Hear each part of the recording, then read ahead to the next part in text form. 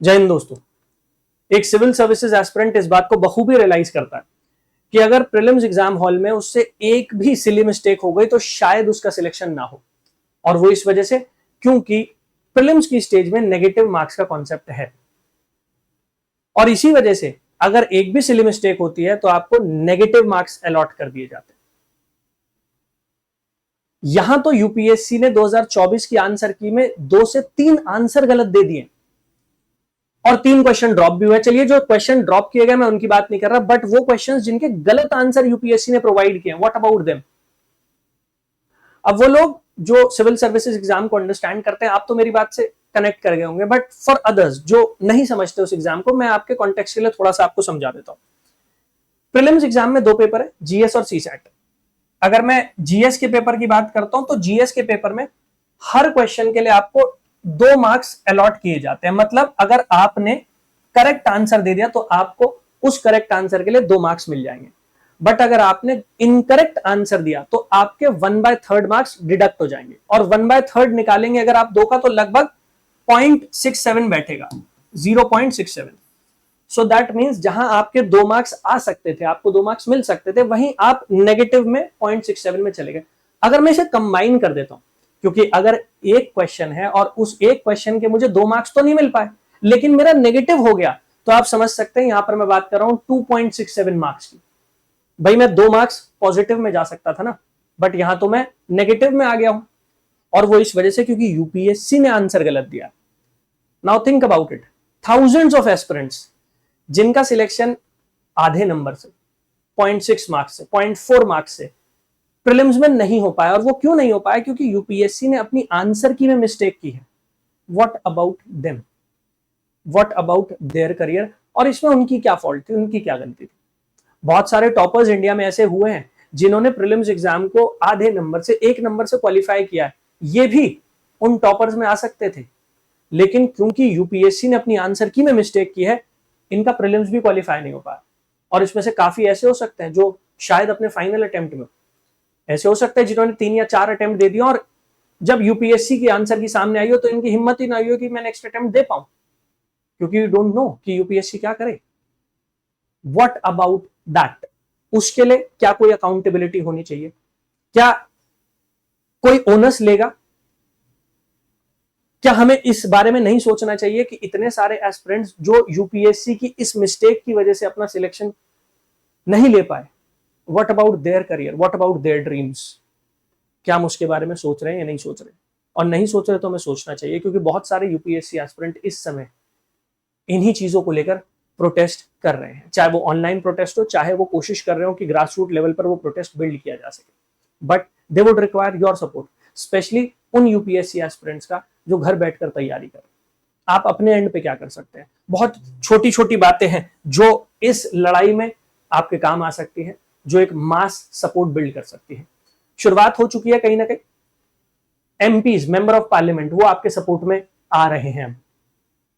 बिहार से member of parliament है मोहम्मद जावेद, उन्होंने यूपीएससी के चेयरमैन को एक लेटर लिखा, ये लेटर की कॉपी है, issues affecting civil services aspirant.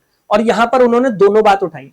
जो एस्पिरेंट्स कह रहे हैं कि जनवरी 1 जो एज क्राइटेरिया डिसाइड किया जाता है, वहां पर अगस्त 1 यूपीएससी कंसिडर करती है, बट बहुत टाइम से वो रिकमेंडेशन आई है कि 1 जनवरी को कट ऑफ डेट डिक्लेयर किया जाए, जिससे सबके साथ इक्वालिटी हो। तो उसको भी उन्होंने रेज किया, और उसके साथ साथ timely release of UPSC answer की, वो भी उन्होंने मैटर रेज किया। आप लोगों को भी, आप जिस भी टेरिटोरियल कॉन्स्टिट्यूएंसी में रिजाइड करते हैं, उसके एमपी को अप्रोच करना चाहिए। आप फिजिकली नहीं कर सकते, आई अंडरस्टैंड दैट, आप ऑनलाइन अप्रोच कर सकते हैं, आप ट्विटर के थ्रू कर सकते हैं। मेक श्योर कि आप यही लेटर ट्वीट कीजिए और नीचे आपके जो एमपी हैं उनकी आईडी को टैग कर दीजिए। जितने ज्यादा एमपीज तक आप इस बात को पहुंचा पाएंगे, उतने ज्यादा चांसेस हैं कि मॉनसून सेशन में ये बात उठाई जाए। ये कोई छोटा इशू नहीं है। जैसे मैंने भी आपको समझाया, यूपीएससी की आंसर की में अगर मिस्टेक्स होती हैं तो उन मिस्टेक्स की वजह से सफर करता है वो कैंडिडेट, क्योंकि नेगेटिव मार्क्स मिल जाते हैं उसे, और नेगेटिव मार्क्स मिलने की वजह से उसका पूरा अटेम्प्ट वेस्ट चला जाता है। Now people are coming out in your support, MPs are coming out in your support. अब ये लड़ाई आगे ले जाने ये आपके हाथ में है। ट्विटर पर कैंपेन चल रहा है, डेली बेसिस पर एस्पिरेंट्स कोशिश कर रहे हैं कि वो ट्रेंड चलाया जाए जहां पर यूपीएससी की अकाउंटेबिलिटी इंश्योर की जाए, क्योंकि नेक्स्ट ईयर आप भी रिसीविंग एंड पर हो सकते हैं। ऐसा हो सकता है कि उस आंसर की में मिस्टेक्स हो और उसकी वजह से आपका सिलेक्शन कहीं ना कहीं रुक जाए। वो सिचुएशन ना आए, इस वजह से भी आपको इस मैटर को उठाना चाहिए, इस मैटर को रेज करना चाहिए। तो वो लोग नहीं जो ऑलरेडी अफेक्टेड है, वो भी जिनके साथ फ्यूचर में बायस हो सकता है, डिस्क्रिमिनेशन हो सकता है यूपीएससी की मिस्टेक्स की वजह से, you must also raise your voice. और एक प्लेटफॉर्म आपको मिलता चला जा रहा है, जब एमपीज आपके सपोर्ट में आ रहे हैं, जब वो लेटर लिख रहे हैं यूपीएससी को, दैट मीन्स कहीं ना कहीं ये मुद्दा ट्रैक्शन गेन कर रहा है। नाउ इट इज टाइम कि आप सब इसके साथ जुड़े और कोशिश करें कि एटलीस्ट ट्विटर जैसे प्लेटफॉर्म का इस्तेमाल करें, सोशल मीडिया का इस्तेमाल करें और उसको एक बड़ी मुहिम में कन्वर्ट करें।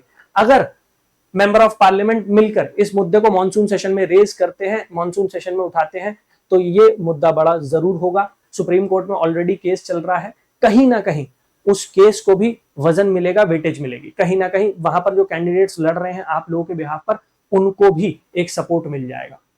So it is your cause और इसी वजह से आप लोगों को इस मुहिम के साथ, इसके साथ जुड़ना चाहिए। आई एम नॉट सेइंग कि आप अपनी तैयारी को कॉम्प्रोमाइज कर दीजिए, सड़कों पर उतरिए। अगर आप वो सब नहीं भी कर सकते, आप घर बैठे भी कोशिश जरूर कर सकते हैं। सोशल मीडिया का इस्तेमाल हम सब करते हैं आज की तारीख में, तो थोड़ा सा टाइम निकालिए और जाइए और अपने एमपीज को टैग कीजिए। मेक श्योर कि आपकी आवाज सुनी जाए, मेक श्योर कि वो आपका मुद्दा रेज करें, क्योंकि जो आपके मेंबर ऑफ पार्लियामेंट है, यही आपकी वॉइस है पार्लियामेंट में। जब आप पॉलिटी पढ़ते हैं तो हम यही पढ़ते हैं, we the people of India.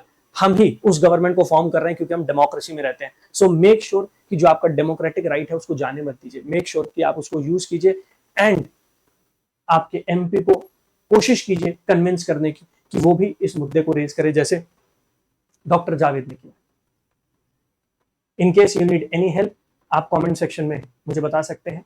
आप चाहते हैं कि किसी और मुद्दे को रेज किया जाए, I am willing to support you, I am willing to raise it. आप मुझे बता दीजिए, I will try and raise that issue as well, क्योंकि ये दो बड़े इश्यूज हैं जो उन्होंने रेज किए हैं।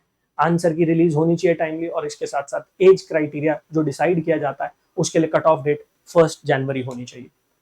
In case you support the cause, आप कमेंट सेक्शन में कमेंट करके हमें बता सकते हैं। थैंक यू, जय हिंद।